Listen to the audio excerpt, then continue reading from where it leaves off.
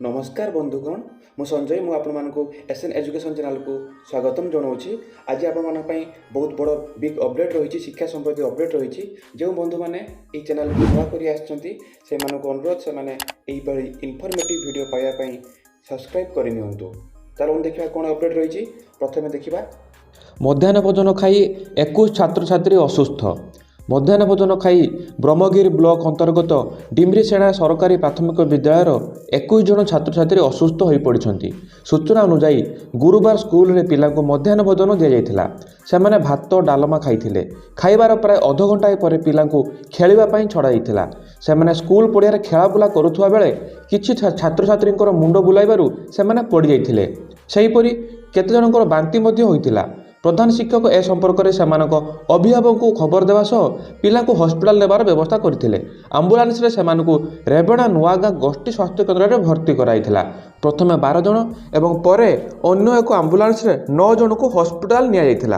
प्राय घंटाए रु 2 घंटा पर्यंत पिला हस्पिटाल रखी आवश्यक चिकित्सा कराइथिला। समस्ते सुस्थ होबारे घर को फेरिथिबा जଣା पड़िछि। बारंबार पुरी रे एभली घटना काहेकि घटुछि? जिलापाल तुरंत डीओ को बदली करंतु एवं पुरी सीडब्ल्यूसी मुख्य इस्तीफा दिंतु बोली आप पक्षर दाबी कराइछि। अन्य पक्षरे मध्याह्न भोजन खाइबा परे पानी पी नथिबारु एमिति होइछि बोली सीआरसीसी अनुमान करिसेंति। छात्री को शिक्षकों का दुर्व्यवहार अभियोग। बासुदेवपुर थाना बारापुर सरकारी नोडाल उच्च विद्यालय विज्ञान शिक्षक केतक छात्री को दुर्व्यवहार करथिबा अभियोग होइछि। एही दुर्व्यवहार घटना को नहीं बुधवार संध्या समय छात्री को अभिभावक समेत केतक ग्रामवासी शिक्षक को उक्त विद्यालय अटक रखी पुलिस को खबर करथिले। पुलिस पहुंची उक्त शिक्षक को उद्धार करी थाना रे अटक रखी पचराउचरा करिथिबा देखिबाकू मिलिछि।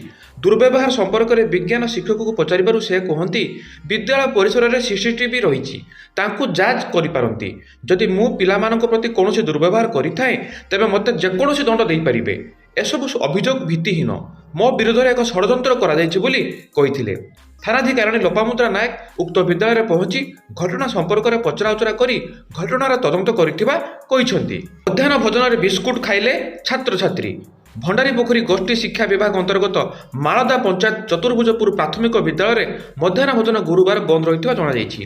प्रथम रु पंचम श्रेणी पर्यंत यह विद्यालय पिला संख्या 41। शिक्षादान पर नियोजित अच्छा 2 जन शिक्षक। भारप्राप्त प्रधान शिक्षक श्री राउत गत 25 तारिख रु 28 तारिख बुधवार पर्यंत प्रशिक्षण शिविर में जोग देते। अनुपस्थित मध्याह्न भोजन दायित्व 3 दिन विद्यालय परिचालन कमिटी सभानेत्री आरती परिडा को देते। तेबे 3 दिन मध्याह्न भोजन दायित्व प्रधान शिक्षक देइथिबारु और गुरुवार पर दायित्व देई नथिबारु सभानेत्री मध्याह्न भोजन आरंभ करिनथिले। अन्य पक्षरे विवाद कारणरू सहकारी शिक्षयित्री को मध्याह्न भोजन दायित्व प्रधान शिक्षक देई नथिबारु से मध्य रोषेई कथा बुझी नथिले।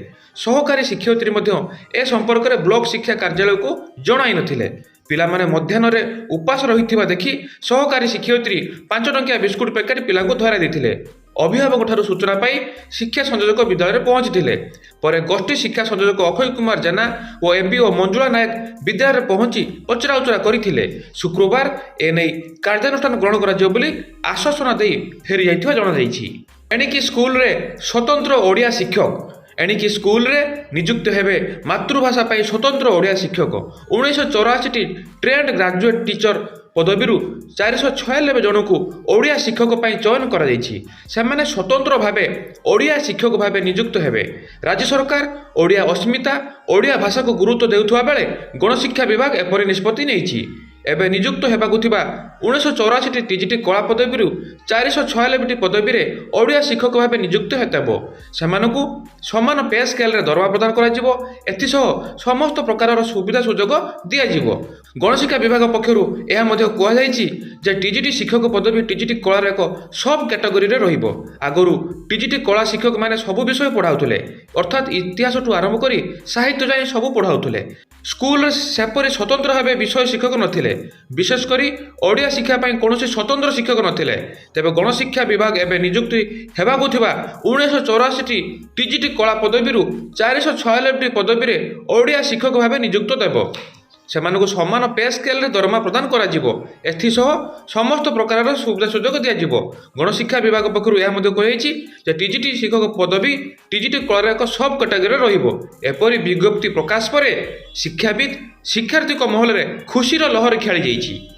ମଧ୍ୟାହ୍ନ ଭୋଜନ ମେନୁ ବଦଳିବ। ମଧ୍ୟାହ୍ନ ଭୋଜନ ଖାଦ୍ୟ ତାଲିକା ମେନୁର ହେବ ପରିବର୍ତ୍ତନ। ପିଲାଙ୍କୁ ଆବଶ୍ୟକ ପୁଷ୍ଟିକର ଖାଦ୍ୟ ଯୋଗାଇ ଦିଆଯିବ। ଅଧିକ ପୋଷଣ ଥିବା ଖାଦ୍ୟକୁ ପ୍ରାଧାନ୍ୟ ଦିଆଯିବ। ଏଥିପାଇଁ ବିଶେଷଜ୍ଞମାନଙ୍କ ମତାମତ ଲୋଡ଼ାଯିବ। ମତାମତକୁ ଆଧାର କରି ମଧ୍ୟାହ୍ନ ଭୋଜନ ମେନୁରେ ପରିବର୍ତ୍ତନ କରାଯିବ। ଏପରି ନିଷ୍ପତ୍ତି ନେଇଛି ବିଦ୍ୟାଳୟ ଓ ଗଣଶିକ୍ଷା ବିଭାଗ। ଏଥିଲାଗି ଏକ କମିଟି ମଧ୍ୟ ଗଠନ କରାଯାଇଛି, ଯେଉଁ କମିଟିରେ ପ୍ରଧାନମନ୍ତ୍ରୀ ପୋଷଣ ରାଜ୍ୟ ନୋଡାଲ ଅଧିକାରୀ ଅଧ୍ୟକ୍ଷ ରହିବେ। ଏଥିସହ 4 ଜଣ ସଦସ୍ୟ ରହିବେ। ପିଏମ୍ ପୋଷଣର କାର୍ଯ୍ୟକ୍ରମକୁ ଅଧିକ ତ୍ୱରାନ୍ୱିତ କରାଯିବ। ମଧ୍ୟାହ୍ନ ଭୋଜନରେ ପିଲାଙ୍କୁ ଭଲ ଖାଇବାକୁ ଦିଆଯିବ। ପୋଷଣଯୁକ୍ତ ସ୍ୱାସ୍ଥ୍ୟକର ଖାଦ୍ୟ ଯୋଗାଇ ଦିଆଯିବ। ଆଗରୁ ଦିଆଯାଉଥିବା ଖାଦ୍ୟ ମେନୁର ତର୍ଜମା କରାଯିବ। ପିଲାଙ୍କ ପାଇଁ ଆବଶ୍ୟକ ଥିବା ପୋଷଣକୁ ଆଧାର କରି ଏଥିରେ ପରିବର୍ତ୍ତନ କରାଯିବ। ବିଶେଷ କରି ପାରମ୍ପରିକ ଖାଦ୍ୟକୁ ଧ୍ୟାନ ମଧ୍ୟ ଦିଆଯାଇପାରେ। ଯୁକ୍ତ 2 ଫର୍ମ ପୂରଣ ପାଇଁ ପୁଣି ସୁଯୋଗ। ଉଚ୍ଚ ମାଧ୍ୟମିକ ଶିକ୍ଷା ପରିଷଦ ଦ୍ୱାରା ପରିଚାଳିତ ଯୁକ୍ତ 2 କଳା, ବିଜ୍ଞାନ, ବାଣିଜ୍ୟ ଓ ଧନ୍ଦାମୂଳକ ପରୀକ୍ଷାରେ ଫର୍ମ ପୂରଣ ଅବଧି ପୁଣି ଥରେ ବୃଦ୍ଧି କରାଯାଇଛି। ଆଜି ସୁଦ୍ଧା 3,92,867 ଜଣ ଛାତ୍ରଛାତ୍ରୀ ଫର୍ମ ପୂରଣ କରିଛନ୍ତି। ତାପରେ ମଧ୍ୟ କିଛି ଛାତ୍ରଛାତ୍ରୀ ଫର୍ମ ପୂରଣ କରିନଥିବାରୁ ଉଚ୍ଚ ମାଧ୍ୟମିକ ବିଦ୍ୟାଳୟ ଓ ଅଭିଭାବକ ପକ୍ଷରୁ ପୁଣି ଥରେ ସୁଯୋଗ ଦେବାକୁ ପରିଷଦକୁ ଅନୁରୋଧ କରାଯାଇଥିଲା। ତାହାକୁ ନଜରରେ ରଖି ଉଭୟ ରେଗୁଲାର ଓ ଏକ୍ସ ରେଗୁଲାର ଛାତ୍ରଛାତ୍ରୀଙ୍କୁ ଏହି ସୁଯୋଗ ମିଳିବ।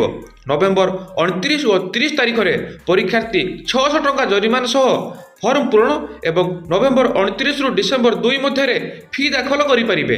ପରିଷଦ ପକ୍ଷରୁ ବିଭିନ୍ନ ସମୟରେ ଜାରି ହୋଇଥିବା ନିୟମାବଳୀ ଅନୁଯାୟୀ ଆଗ୍ରହୀ ଛାତ୍ରଛାତ୍ରୀ ଏହାର ସୁଯୋଗ ନେଇପାରିବେ। ଏହାପରେ ଆଉ କୌଣସି ସୁଯୋଗ ମିଳିବ ନାହିଁ ବୋଲି ପରିଷଦ ପରୀକ୍ଷା ନିୟନ୍ତ୍ରକ କହିଛନ୍ତି। ପେଗରାପଡ଼ା ଉପ୍ରା ବିଦ୍ୟାଳୟ ବନ୍ଦ କରିବାକୁ ନିର୍ଦ୍ଦେଶ। ପିଲାଙ୍କ ଭବିଷ୍ୟତ ଅନ୍ଧାରରେ। ବସ୍ତା ବ୍ଲକ କୁଡ଼ିଆ ପଞ୍ଚାୟତ ଅନ୍ତର୍ଗତ ପେଗରାପଡ଼ା ଗ୍ରାମସ୍ଥିତ ସୁରେନ୍ଦ୍ରନାଥ ସାମଲ ଉଚ୍ଚ ପ୍ରାଥମିକ ବିଦ୍ୟାଳୟର ପିଲାମାନଙ୍କ ଅଭିଭାବକ ଚିନ୍ତାରେ ଅଛନ୍ତି।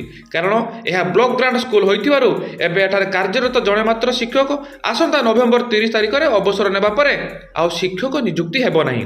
ତେଣୁ ସବୁ ପିଲା ଟ୍ରାନ୍ସଫର ସାର୍ଟିଫିକେଟ୍ ନେଇଯିବାକୁ ଶିକ୍ଷା ବିଭାଗ ପକ୍ଷରୁ ନିର୍ଦ୍ଦେଶ ଦିଆଯାଇଛି। ଏହାକୁ ନେଇ ସ୍ଥାନୀୟ ଅଭିଭାବକ ମହଲରେ ତୀବ୍ର ଅସନ୍ତୋଷ ପ୍ରକାଶ ପାଇଛି।